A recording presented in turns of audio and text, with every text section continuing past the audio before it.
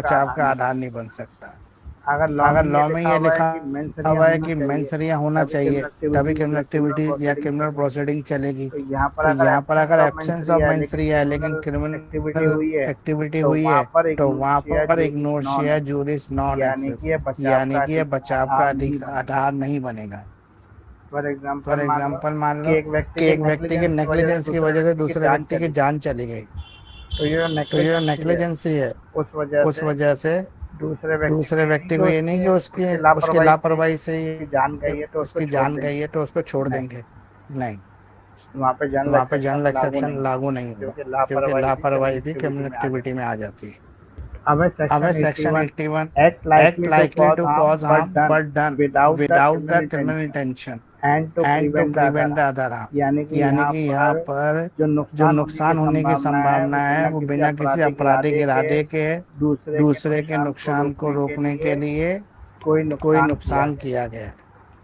तो अब आप तो मुझे अब आप सिर्फ मुझे इतना सा सिर्फ इतना बताओ सा बताओ कि ये जो हार्म वर्ड कि ये होता जो है ये हार्म होता वर्ड क्या होता है, है हार्म ये की होता क्या है, डेफिनेशन क्या हार्म है, की डेफिनेशन क्या है?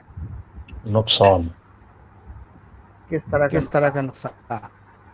किसी को फिजिकली हर्ट करना इंटेंशनली उसको। Financial loss, financial loss, physical loss, physical loss, body body injury की इंजरी या कोई और या चीज। कोई और चीज। किस तरह के लॉस किस की तरह बात के कर रहे लॉस हैं? की बात कर रहे हैं?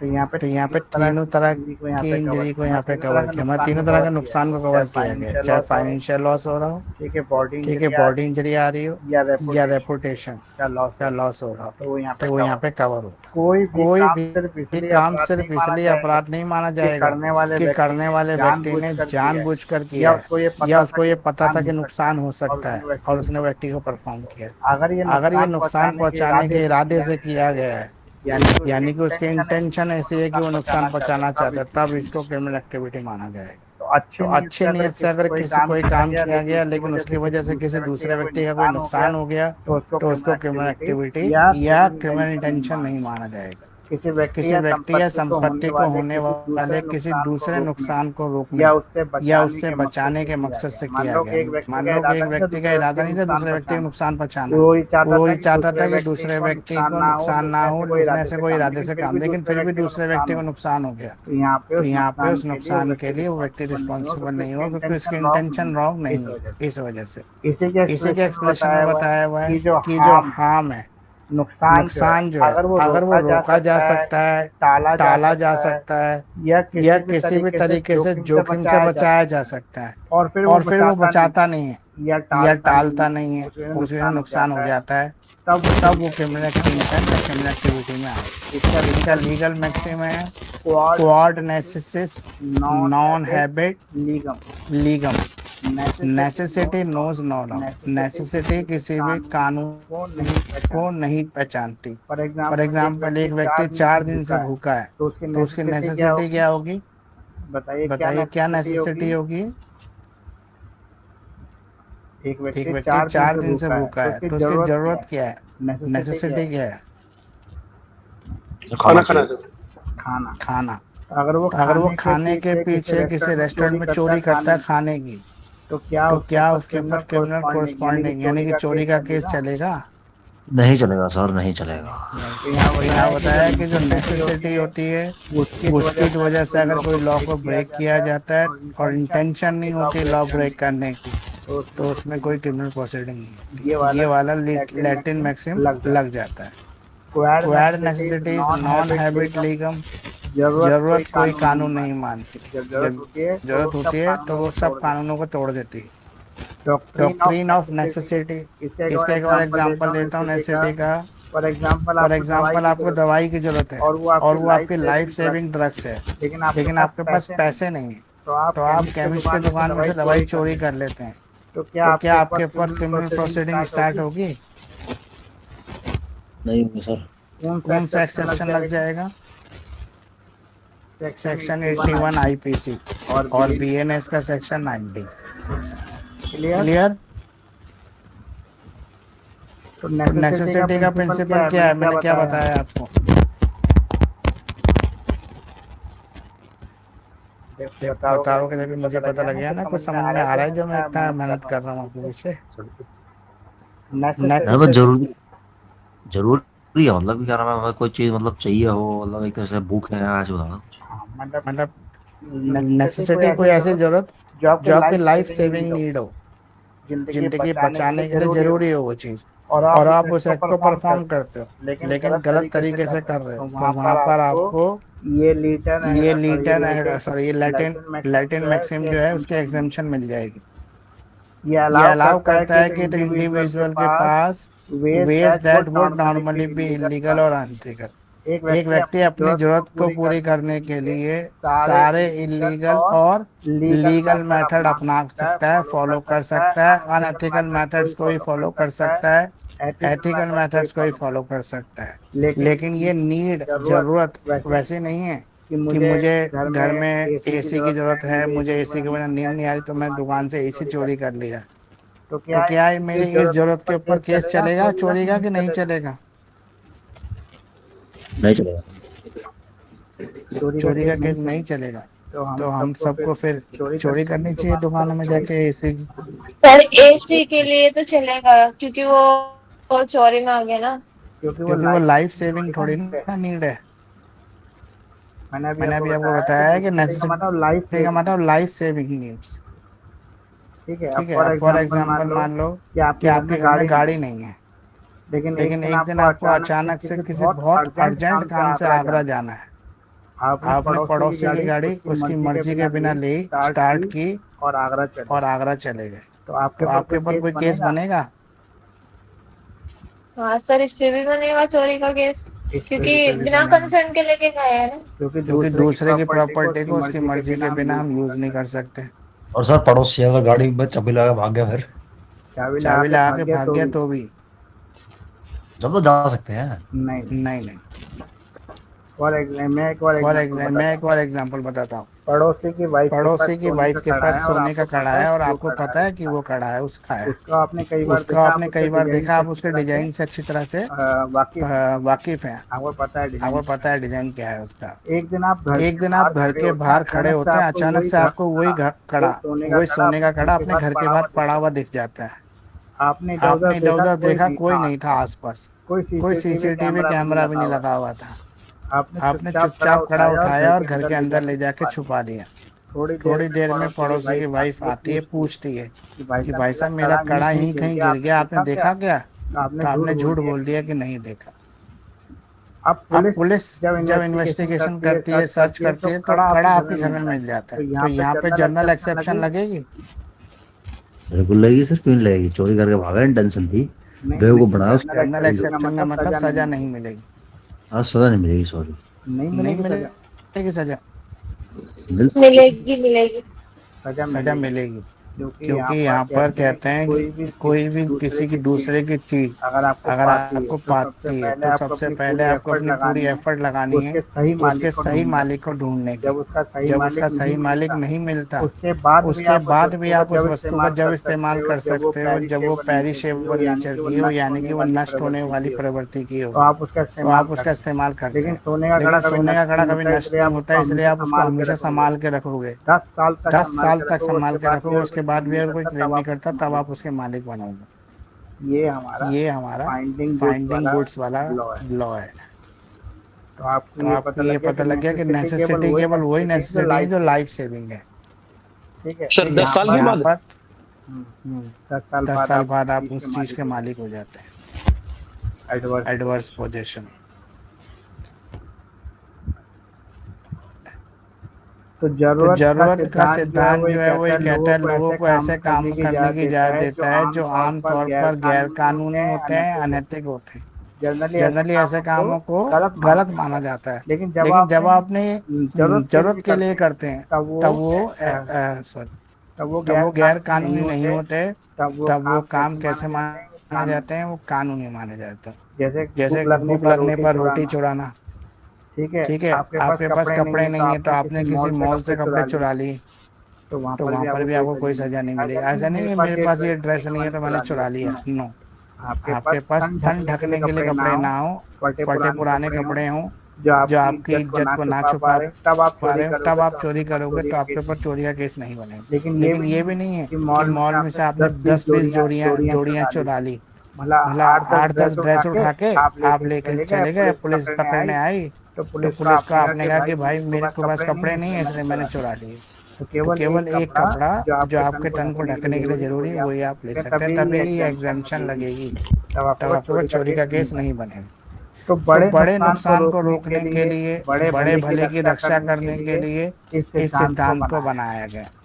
इसका इस्तेमाल जनरली आपातकालीन स्थिति में किया जाता है, यानी कि इमरजेंसी नेचर का क्या है, जब जब जैसे जीवन जीवन को बचाना जरूरी हो तब। तो तो बड़े नुकसान को रोकने के लिए ये छोटे जरूरत को पूरा करने का काम करता है। तो इसका इस्तेमाल में लोग खुद या दूसरों को नुकसान को बचाने के लिए इन कामों को सही ठहराते हैं। अब बीएनएस का सेक्शन 19 ये कहता है ऐसा काम जिससे नुकसान हो सकता है, act likely to cause harm, ऐसा एक्ट जिसकी वजह से नुकसान हो सकता है but done without the criminal intention, लेकिन बिना क्रिमिनल इंटेंशन के ये किया जा रहा है और प्रिवेंट कर रहा है दूसरों को नुकसान से। तो ऐसा काम जिससे नुकसान हो सकता है लेकिन जो बिना किसी आपराधिक इरादे के किया जा रहा है, मतलब इस काम में लापरवाही की तो नुकसान हो जाएगा, लेकिन इसका मतलब ये नहीं है कि उसके इंटेंशन जो है क्रिमिनल है, आपराधिक मानसिकता है, दूसरे को नुकसान पहुंचाना चाहता है, ऐसा नहीं। तो तब यहाँ पे कोई ऑफेंस नहीं बनेगा। It is done without any criminal intention to cause harm, दूसरे व्यक्ति को नुकसान पहुंचाया आपने, लेकिन इस इरादे से नहीं पहुंचाया कि आप उसको मारना चाहते हैं या नुकसान पहुंचाना चाहते हैं, लेकिन फिर भी उसको नुकसान हो गया। इन गुड फेथ आपने जो काम किया वो गुड फेथ में किया, for purpose of preventing avoiding other harms to person या प्रॉपर्टी को दूसरे होने वाले नुकसान से बचाना। अब यहाँ पे इसका एक्सप्लेनेशन है, it is a question of fact, ये सच्चाई के ऊपर आधारित है। ये कहता है तथ्य का क्या सवाल है, क्या जिस नुकसान को रोका जाना था वह इतना तुरंत प्रभाव वाला था जिसको काम करने का जोखिम सही ठहराया जा सके, भले ही ये पता हो कि इससे नुकसान हो सकता है। मतलब एक व्यक्ति ने जो कोई काम किया और इस इरादे से किया कि सामने वाले व्यक्ति का फायदा हो जाए, लेकिन हो गया नुकसान, चाहे उस व्यक्ति को पहले से पता था कि जो फायदा करने जा रहा था नुकसान भी हो सकता है, लेकिन वहां पर कोई क्रिमिनल इंटेंशन नहीं मानी जाएगी। कैप्टन ऑफ वेसल, जहाज का कप्तान, आप पानी के जहाज में जा रहे हैं, ठीक है, तो कप्तान की क्या जिम्मेदारी है? जहाज को ढंग से देखो, सेफली लेके जाना। मतलब जो वेसल वो ड्राइव कर रहा है वो सेफ ड्राइव करना, ठीक है। अब ये सेफ ड्राइव अगर नहीं करता तो क्या होगा? ये जो एक जहाज का कप्तान है अचानक और बिना किसी गलती लापरवाही के ऐसी स्थिति में आ जाता है कि उसका जहाज रोकने से पहले उसे नाव भी जिसमें 20-30 यात्री हैं को टक्कर मारनी होगी, तब जब तक वह अपना रास्ता ना बदले। मतलब अचानक से जहाज के सामने एक नाव आ गई, नाव में 20-30 आदमी बैठे हैं, अब उसको अगर जहाज को बचाना है तो नाव को टक्कर मारनी ही पड़ेगी। अगर वो रास्ता बदलने की कोशिश करता है तो उससे 2 यात्री का नुकसान हो सकता है, टक्कर मारने का जोखिम लेना पड़ेगा। तो ये अपना रास्ता बदलता है। देखो 20 लोगों को मारने से अच्छा 2 लोगों को मार दे, तो वो अपना रास्ता बदल लेता है। ये डिसीजन ले लेता है जहाज का कप्तान। कहता है बड़े नुकसान से बचाने के लिए छोटा नुकसान सहन किया जा सकता है। जैसे टाइटैनिक शिप सिंक हुआ था तो उसके कैप्टन को पता नहीं लगा था ना, नीचे पत्थर आ गए थे, पत्थर की वजह से शिप का जो बॉटम था उसमें होल हो गया था, शिप टकरा गई थी किसी बड़े पत्थर से। तो अगर वो अपना रास्ता बदलता है जिसकी वजह से नुकसान होता है तो नुकसान की भरपाई वो नहीं करेगा, क्योंकि उसने बड़े बेनिफिट के लिए छोटे नुकसान को बियर किया। तो बिना नाव सी को टक्कर मारने के इरादा, उसका एक ही इरादा था कि वो सी को टक्कर ना मारे, उस नाव को टक्कर ना मारे जिसमें 20-30 लोग बैठे हैं। हाँ, ये भले ही 20-30 को बचाने के चक्कर में 2 आदमी उसके वेसल के मर गए, फिर भी आप प्रिवेंटिंग अ फायर, अगर कहीं आग लग जाती है तो आपकी क्या जिम्मेदारी है? आग बुझाना, फायर एक्सटिंग्विशर ले जाके। आपकी सबसे पहली जिम्मेदारी है आग को फैलने से रोकना। आप सबसे पहले सारी कोशिश करोगे कि आग को फैलने से रोको, जैसे पानी डालना, मिट्टी डालना, फायर एक्जिस्टेंस लाना, ये सब चीजें करोगे। तो ए ने इसी गुड फेथ में ह्यूमन लाइफ और प्रॉपर्टी को बचाने के लिए आग में कूद गया या आग को बुझाने की कोशिश की, लेकिन उसके बुझाने से आग और फैल गई और पूरा घर जल गया। तो क्या यहाँ पे ए रिस्पॉन्सिबल होगा? ए को सजा मिलनी चाहिए, मिलनी चाहिए। और कोई बताओ? सर उसकी बैड इंटेंशन नहीं थी, शायद उसको डिफेंस मिल जाएगा सर। हाँ, उसको डिफेंस मिल मिलेगा, जाएगा क्योंकि भैया वो खुद अपनी जान खतरे में डाल के लोगों लोगों को कोशिश किया बचाने है। की कोशिश किया है। लेकिन लेकिन ये बात अलग है कि उसने जो चीज डाला आग को बुझाने के लिए, उससे आग और भड़क गई। लेकिन उसकी इंटेंशन रॉन्ग नहीं थी। तो यहाँ पर उसके खिलाफ कोई केस नहीं बनेगा, जनरल एक्सेप्शन आ जाएगा। अब नेसेसिटी के केस लॉस देखते हैं। R v Dudley versus R v Dudley and Stephens. ये केस जो है 1884 का है। मैग्नोटी शिपवर्क केस कहते हैं इसको। यहाँ पे four man work ship work and standard on a life boat. चार लोग जब बड़ा जहाज में दुर्घटना हो गई तो छोटी लाइफ बोट में फंस गए।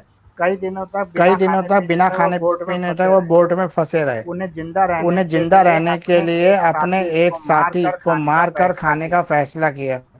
उन्हें बचा लिया गया और उन पर हत्या का आरोप लगाया गया।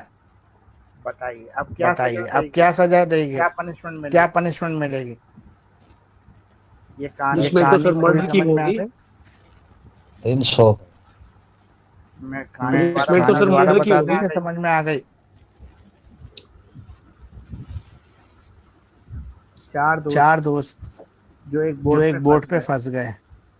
बड़ा जहाज जब डूबने लगा तो उन्होंने लाइफ सेविंग बोट में बैठ गए। लेकिन वो बोट रास्ता भटक गई। भटक के समुद्र में ऐसी जगह पहुंच गई कि उनको पता नहीं था कितने दिनों बाद मदद मिलेगी। लेकिन खाने के लिए कुछ भी नहीं था। तो उन्होंने ये डिसीजन लिया, चार लोगों ने या 6 लोग जो भी होते, डिसीजन लिया कि एक आदमी को मार के उसको खा लेंगे ताकि बाकी लोग जिंदा बच सके। तो जब वो पकड़े गए तो उनके ऊपर डेथ का केस चला। तो तो कोर्ट ने क्या फैसला दिया, आपको ये बताना है। कोर्ट क्या फैसला देगी? सर तीनों को देगी मर्डर गारंटी। का सर, तीनों को क्योंकि सर हम इसमें किसी की जनरल लाइफ को खत्म नहीं कर सकते सर, आदमखोर हो गए ना कैसी बंदे। भी सिचुएशन। तो यहाँ पे कोर्ट ने कहा कि नेसेसिटी को इस तरह से जस्टिफाई नहीं किया जा सकता कि आप मानव हत्या कर दो, मतलब राक्षस बन जाओ। तो तो ओरिजिनली उनको डेथ का सेंटेंस मिला, उनको सजा मिली और वो जेल गए। 6 महीने की जेल हुई उनकी। जेल इसलिए कम हुई क्योंकि उनका जो मोटिव था वो लाइफ सेविंग था, इस वजह से। लेकिन फिर भी कोर्ट ने बोला कि ऐसे इसके लिए लिबर्टी देंगे तो आगे फिर लोग और मारना शुरू करेंगे। इसलिए यूनाइटेड स्टेट्स वर्सेस होम्स, ये 1842 का केस है। यहाँ पर एक अमेरिकी जहाज था जिस जहाज का नाम था विलियम ब्राउन। वो एक आइसबर्ग से टकराकर डूब गया, जैसे टाइटैनिक भी एक आइसबर्ग से टकराकर डूब गया था। तो क्रू ने लाइफ बोट को डूबने से बचाने के लिए कुछ यात्रियों को पानी में फेंक दिया। अब अब लाइफ बोट में ज्यादा लोग चढ़ गए। अब ज्यादा लोग चढ़ जाएंगे तो बोट डूबेगी। तो जो वहाँ के मेंबर थे, जहाज के क्रू मेंबर, उन्होंने कुछ लोगों को धक्का मार के पानी में गिरा दिया ताकि नाव पे लोगों को बचाया जा सके। तो यहाँ पे कोर्ट क्या डिसीजन देगी आपके हिसाब से? सर देखो, अपनी जान बचाने के दूसरों की जान में करना, फिर तो वो क्या अटेम्प्ट टू मर्डर होगा फिर तो। कोर्ट ने कहा कि अगर उन लोगों को निष्पक्ष रूप से चुना गया है, मतलब धक्का मारने से पहले ये नहीं देखा गया कि ये राम है, मोहन है या श्याम है, जो मिला उसको धक्का मार दिया पहले। 3 लोगों को धक्का मारना था, 3 जो ही पहले मिले मार तो दिया, कोई तो कोई सजा नहीं मिलेगी। लेकिन अगर सोच के उन्होंने मारा, सोच के मारा, अपनी अपनी दुश्मनी निकालने के लिए उन लोगों को टारगेट किया गया, तो तो यहाँ पर उनको सजा मिलेगी। तो अदालत ने कहा कि जिन लोगों की बलि दी जाए उसे निष्पक्ष रूप से चुना जाना चाहिए। ये बचाव के लिए वहां पे जरूरी था, वरना पूरी बोट डूब जाती। आरवी ब्राउनी 1938, ये एक 14 साल की लड़की है जो प्रेग्नेंट हो जाती है रेप की वजह से। 5 फौजी इसका रेप करते हैं। गायनेकोलॉजिस्ट कहती है इसको कि भैया आपको अबॉर्शन कराना पड़ेगा। इसके पेरेंट्स को बोलती है अगर लड़की को बचाना है, लड़की छोटी है, बच्चा नहीं पैदा कर पाएगी, इसको अबॉर्शन कराना जरूरी है। तो डॉक्टर ने कहा giving birth could endanger the child life, अगर ये बच्चे को जन्म देगी तो इसे लड़की की जान भी जा सकती है। तो यहाँ पे कोर्ट ने क्या डिसीजन दिया? जब कोर्ट गए उस बच्ची को मारने की परमिशन लेने, doctor was found not guilty. भाई डॉक्टर की कोई गलती नहीं है, डॉक्टर ने गुड फेथ में ये सलाह दी कि भाई कि भाई लड़की को बच्चे को मार देना चाहिए, मतलब उसकी बैड इंटेंशन नहीं है डॉक्टर की। तो यहाँ तो यहाँ पे डॉक्टर के ऊपर कोई केस नहीं चला, ये बताया गया कि कोर्ट कोर्ट में कि कि डॉक्टर ने नेक के साथ नेक नियत के ये साथ किया है। ये किया है, मतलब मतलब बच्चे को मारने वाले डॉक्टर को सजा नहीं मिली। अब अब अगला अगला केस धनिया दाजी वर्सेस एम्परर। यहाँ पे जो एक्यूज था वो टॉडी टॉपर है, whose lady was being stolen, मतलब आरोपी ताड़ी निकालने वाला था जिसकी ताड़ी चोरी हो गई थी। अब ये ताड़ी क्या होती है पता है आपको? टॉडी। हाँ सर मेरे को पता है, नारियल से निकाल ये लिया जो साइकिल के उसमें होती है सर वही। नहीं नारियल वाली। अरे सर वो बहुत फेमस है। तो तो ताड़ी निकालने वाला एक बंदा था, ठीक है, ठीक है, जिसकी ताड़ी चोरी हो गई। चोरी रोकने के लिए उसने कुछ पेड़ों में जहर मिला दिया। उसने कहा कि मेरी वो नारियल के कुछ पेड़ होते हैं जिसमें एक बर्तन सा कुछ बांध देते हैं, वो कुछ टपकता है जिसको रात भर कलेक्ट करते हैं, उससे ताड़ी बनती है या नशे की दवाई मान लो, दारू मान लो, उसकी बनती है। तो इसने चोरी रोकने के लिए क्या किया, पेड़ों में जहर मिला दिया। अब अब गलती से जो जहरीली ताड़ी थी वो दूसरी ताड़ी के साथ मिक्स हो गई, जिससे एक व्यक्ति की मौत हो गई और कई लोग घायल हो गए। मतलब वो ताड़ी मार्केट में बिक गई, जहरीली वाली। असली दूसरी साफ वाली ताड़ी के साथ मिलकर, जिससे बहुत सारे लोग बीमार भी हो गए और एक व्यक्ति मर भी गया। तो यहाँ पे कोर्ट ने क्या डिसीजन दिया? कोर्ट ने कहा कि सेक्शन 81 का डिफेंस है, Privi council reject the defence. Privi council reject कर दिया डिफेंस, बोला कि यहाँ पे जो मौत है वो इंटेंशनल है, उसको पता था कि जहर मिलाया है, ठीक है, उस जहर से लोग मर भी सकते हैं। यानी कि वो चाहता था कि कोई उसकी ताड़ी चोरी करे और मर जाए। तो उसने इंटेंशनली ये क्राइम परफॉर्म किया, जानबूझ के क्राइम परफॉर्म किया, इसलिए उसको सजा मिलेगी।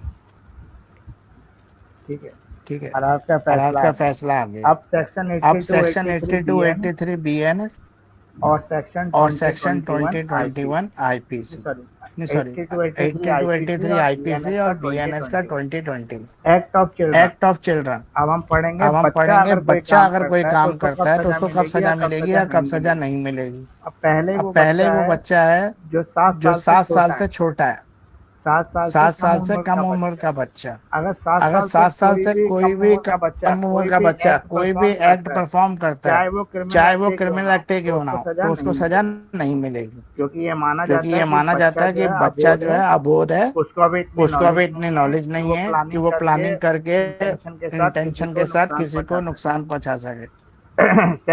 Section 21 act of the child above 7 year under 12 year. अब बच्चा 7 साल से बड़ा है और 12 साल से छोटा है। अब वो कोई क्रिमिनल एक्टिविटी में इन्वॉल्व होता है तो क्या उसको सजा मिलेगी? उसका मैच्योरिटी लेवल देखेंगे सर।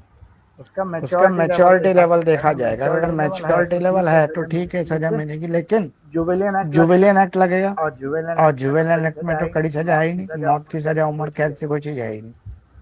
अब इसके कुछ लैंडमार्क केसेस हैं। पहला एम्परर वर्सेस वली मोहम्मद। दो बच्चे 7 साल तक तो डोली इन कैपेक्स बोलेंगे ना सर उसको। डोली इन कैपेक्स, यानी कि एक बच्चा इतना माइंड उसका विकास नहीं हुआ है कि वो प्री प्लान करके किसी चीज को परफॉर्म कर सके। डोली इन कैपेक्स प्रिंसिपल।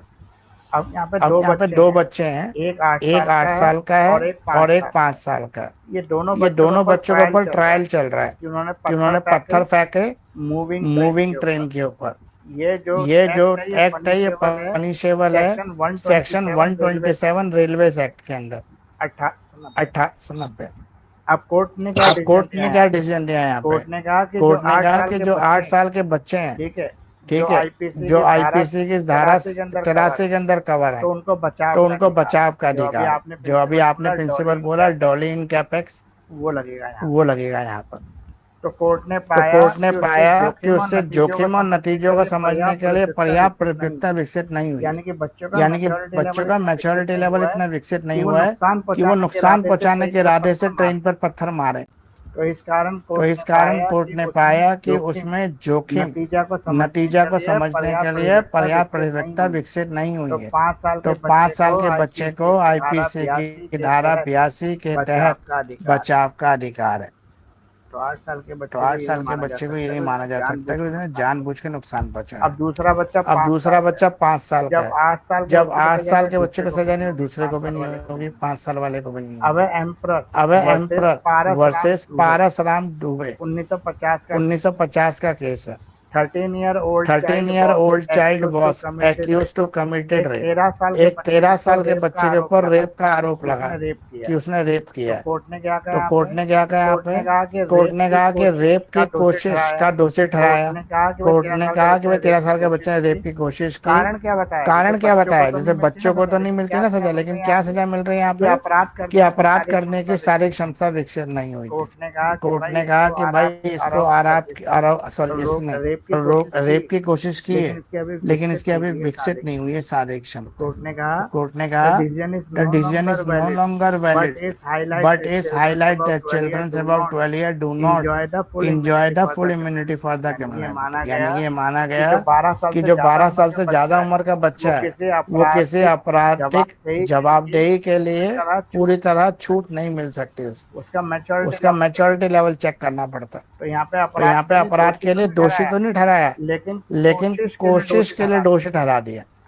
अटेम्प्ट के कोशिश करने की कोशिश के लिए दोषी ठहराया गया। Queen versus Lukhini Agradani 1874। यहाँ पे कोर्ट ने कहा कि proof of children age is conclusive proof of inconvenience. जो बच्चे की उम्र है उसका सबूत उसकी बेगुनाही का पक्का सबूत है। अगर कोई बच्चा कानूनी रूप से कम का है, मतलब एज अभी उसकी 18 नहीं हुई है, तो उसे आपराधिक रूप से दोषी नहीं ठहराया जा सकता। तो बच्चे की जो उम्र होती है वो आपराधिक आरोपों के खिलाफ एक बचाव के रूप में काम करती है, डिफेंस के रूप में काम करती है। अब है अगला Hiralal Malik versus state of Bihar. तो हीरालाल मलिक वाला केस क्या कहता है? हीरालाल मलिक जो है वो 12 साल का बच्चा है। उसने अपने 2 बड़े भाइयों के साथ charge with homicide of Arjun Malik को होमिसाइड का मीनिंग क्या होता है बताइए? Culpable homicide. हाँ सर जिसमें मतलब इंटेंशन ना हो तो ऊपर से धक्का दे दो। 299 सेक्शन था, मतलब हत्या के आरोप। Hiralal attacked the victim's neck with a sharp weapon as an act revenge of Denford। उसने एक धारदार चाकू के साथ उसकी गर्दन पे वार किया हीरालाल, और वो बदला लेने के इरादे से कर रहा था। तीसरा ट्रायल कोर्ट ने कन्विक्ट कर दिया यहाँ पर सेक्शन 302 में, read with section 34 of IPC में 34 था और बीएनएस में 302 हो गया। यहाँ पे कोर्ट का डिसीजन क्या है? Convert the convention of the section 326 with section 34 IPC.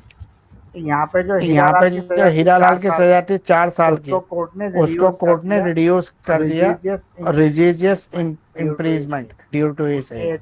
उसकी एज की वजह से उसको कड़ी सजा दे दी, मतलब साधारण पनिशमेंट की जगह रिलीजियस पनिशमेंट दे दिया। अब सुप्रीम कोर्ट का डिसीजन, अब ये अपील फिर सुप्रीम कोर्ट गई। सुप्रीम कोर्ट ने कहा कि जो एविडेंस है वो क्लियरली शो कर रहे हैं कि एक्यूज का जो इंटेंशन था वो नुकसान पहुंचाने का था। No evidence that Hiralal was too immature to understand the consequences। Hiralal बहुत ही इमेच्योर था इस बात को समझने में कि उसके ऊपर जो ट्रायल चल रहा है वो है क्या, वो कैसे चल रहा है। वर्डिक्ट। तो कन्वेंशन जब इसका ऑर्डर आया तो कोर्ट ने कहा कि कन्वेंशन जो है वो अपील रहो। अब देखो एज ग्रुप और लीगल कॉन्सेप्ट। अगर 7 साल से छोटा बच्चा है तो सेक्शन 20 लगेगा बीएनएस, और कोई क्रिमिनल लाइबिलिटी नहीं होती 7 साल के छोटे बच्चे। 7 से 12 साल का बच्चा तो सेक्शन 2 लगेगा। ये डिपेंड करता है कि उसकी मैच्योरिटी लेवल कैसा है। अगर मैच्योरिटी लेवल एक एडल्ट पर्सन की तरह तो एडल्ट पर्सन वाला लॉ लगेगा ना, अदरवाइज जुवेनिल जस्टिस।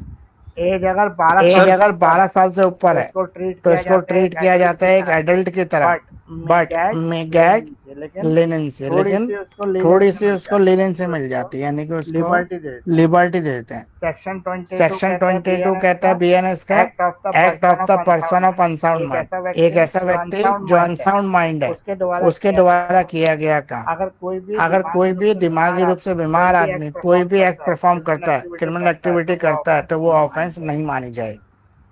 कोई पागल कोई व्यक्ति किसी पागल का व्यक्ति मर्डर भी किसी करता का है मर्डर भी करते सजा नहीं मिलेगी। Incapable of incapable of knowing the nature of it, क्योंकि उसके अंदर इतनी उसके बुद्धि अंदर नहीं इतनी है कि बुद्धि वो ये नहीं है समझ कि वो ये पाए समझ पाए कि ये कि ये नेचर ऑफ एक्ट नेचर क्या ऑफ है एक्ट क्या है, यानी जो काम कर गलत रहा है है वो या गलत सही है या सही है। दूसरा दूसरा incapable of that knowing that what what he is he doing is doing is either और रॉन्ग और contrary to law। Contrary to law. जो भी वो जो भी वो करने करने जा जा रहा है क्या वो रहा है गलत है या लॉ के हिसाब से गलत गलत है, ये उसको पता होना चाहिए।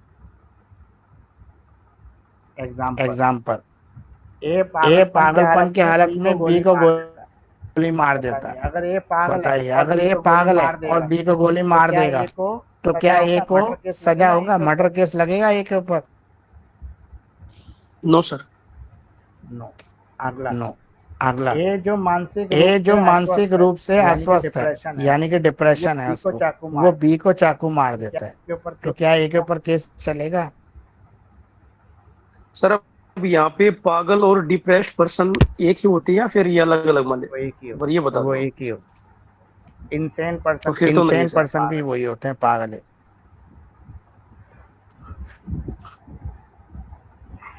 इंसेन पर्सन इंसेन पर्सन अगर किसी का मर्डर मर्डर भी कर दे तो उसके ऊपर कोई कानूनी कार्रवाई नहीं पागल होती, व्यक्ति को क्योंकि छूट पागल देते व्यक्ति को छूट दे रहे। लीगल इंसैनिटी और लीगल मेडिकल इंसैनिटी और अब मेडिकल दो तरह इंसैनिटी, के अब लोग दो तरह बीमार के होते लोग हैं एक बीमार होते हैं, एक जिनका लीगल इंसेन जिनका लीगल तो इंसेन है, कानून यानी कहता है जिनको कि इनके पास कानून कहता दिमाग है कि इनके पास दिमाग नहीं है, और दूसरा वो जिनको और डॉक्टर दूसरा वो कहते हैं जिनको या डॉक्टर साइंस कहते हैं कहती या है साइंस कहती है, बायोलॉजी कहती है कि इनके पास बायोलॉजी दिमाग कहती है कि इनके पास दिमाग नहीं। तो मेडिकल तो इंसैनिटी का मेडिकल मतलब होता इंसैनिटी है का मतलब मेडिकल होता है कंडीशन मेडिकल कंडीशन, और लीगल और इंसैनिटी का लीगल मतलब होता है इंसैनिटी का मतलब फैक्टर होता है नीड फैक्टर जो कोर्ट नीड्स में प्रूव जो की कोर्ट में जाती प्रूव की जाती है जहाँ पे है, जहाँ पे क्रिमिनल लाइबिलिटी नहीं चलेगी। Legal insanity legal provide a insanity valid provide a valid defence, legal insanity में वैलिड डिफेंस मिलता है। यहाँ पे क्रिमिनल यहाँ पे cases criminal cases medical medical insanity doesn't. अब है लैंडमार्क अब है landmark case, M M Naghten के Naghten case, Daniel M Naghten, ये ये ये स्कॉटमैन है स्कॉटमैन है, was tried for was the tried murder for of the murder of Durmont, Emmead Durmont, private secretary private of Sir secretary of Robert Shri Robert Peel, peel, British prime British prime minister, British prime minister का जो जो स्कॉटमैन है स्कॉटमैन है उसकी हत्या उसकी हत्या कर देता है। तो एम तो M Naghten Naghten believe he was being prosecuted by Sir Robert Peel. उसको पता था कि आपने मर्डर कर दिया, तो प्रोसिक्यूट कौन करेगा उसको? रॉबर्ट पील। तो तो mistaken mistaking mistaking Drummond for Peel, shot he shot and जैसे killed उसने him। अपना जैसे उसने अपना मुंह इधर उधर घुमाया या मोड़ा या उसका ध्यान नहीं था, तुरंत उसने तुरंत उसने बंदूक निकाली, गोली मारी सो गोली मारी और उसको मार दी। The defence the defence argued argued defence insanity, ने कहा डिफेंस ने कि इसने ये कहा काम इसलिए कि किया इसने ये काम इसलिए किया क्योंकि उस समय इसका दिमाग इसके काबू में नहीं था। तो मेडिकल एविडेंस तो मेडिकल एविडेंस भी शो कर दिए गए सफरिंग करते जो हैं सफरिंग करते हैं from a methods of diffusion, sorry delusion lost और lost self control. He was he was acquitted, उसको गुनेगार माना गया ऑन ग्राउंड ऑफ इंसैनिटी। तो स्कॉटलैंड तो स्कॉटलैंड के रहने वाले डैनियल सर रॉबर्ट पील, जो जो ब्रिटिश प्रधानमंत्री के पीए निजी सचिव हैं, एंड्रयू ड्राउंड इनका नाम है और इनके ऊपर हत्या का मुकदमा चलाया जा रहा है। ठीक है, इन्होंने ये है सर, इनका मानना है कि सर रॉबर्ट पील उसे परेशान कर रहे थे, इसलिए परेशान करने वाले को उसने मार दिया। तो ड्रम्ड की पोल समझकर, सॉरी को पील समझकर उसे गोली मार दी और मार डाला। बचाव पक्ष ने पागलपन का तर्क दिया, बोला कि मेडिकल सबूतों में पता ही नहीं चला कि एम नागेटन एक गंभीर भ्रूण से पीड़ित है, यानी कि उसको एक बीमारी है, इन्फेक्शन है। उसे अपना आत्मनियंत्रण खो दिया था, उसने अपना सेल्फ कॉन्फिडेंस रिलीज कर दिया, खो दिया। उसे पागलपन के आधार पर बरी कर दिया। इसमें सिग्निफिकेंस, ये जो केस है ये लीड करता है फॉर्मुलेशन ऑफ एम नागेटम रूल, जो कहता है basic of the modern insanity defence law, कि अगर आपका दिमाग ठीक से काम नहीं कर रहा है या आप जन्मजात पागल हैं तो आपके ऊपर कोई कानून नहीं लगेगा। ये एम नागेटन रूल है। इसका प्रिंसिपल क्या है इंसैनिटी डिफेंस का? Every person is presume to be sound, हर व्यक्ति को साउंड माना जाता है, दिमागी रूप से स्वस्थ, रिस्पॉन्सिबल माना जाता है एक्शन अनलेस प्रूवन अदरवाइज, जब तक उसके एक्शन को किसी और तरीके से प्रूव ना किया गया। He was unable to understand the nature of the act, वो नेचर ऑफ एक्ट समझने में भी मुश्किल है, अनेबल है। They would still be punishable, और वो आज भी पनिशेबल, यानी कि माइनर को आज भी पनिशमेंट मिलती है इंडिया के। Medical witness who is examine, medical witness जिसको एग्जामिन किया गया ट्रायल से पहले, वो डिटरमाइन नहीं कर सकता इंसैनिटी को, क्योंकि evidence presented in court. If an insane person, अगर इंसेन पर्सन कमिट करता है under an insane delusion, they will liable only to the extent they would have been if their delusions were true, अगर उसके जो ख्याल हैं, उसके जो ख्याल सपने में दिखता है वो करेक्ट हो। अब है Ratanlal versus state of Madhya Pradesh. यहाँ पे जो एक्यूज है उसको पकड़ा गया setting fire to grass in an open field, खुले मैदान में सूखी घास में आग लगा रहा था। पूछताछ करने पर उसने बस इतना कहा कि मैंने इसे जला दिया, जो चाहे कर लो। मतलब उसका दिमाग शायद ठीक नहीं था, तो उसने बोला कि मैंने इसको जलाया, जो तुम्हें बिगाड़ना है बिगाड़ लो मेरा। तो यहाँ पर जो आईपीसी की धारा 435 है, जो आग से नुकसान के बारे में बात करती है, उसको लगाया गया। और एक फिजियोथेरेपिस्ट नहीं, हाँ क्या कहते हैं, साइकोलॉजिकल जो डॉक्टर होता है, इंडियन लूनेंसी एक्ट 1912 के तहत उसे मानसिक रूप से बीमार बताया।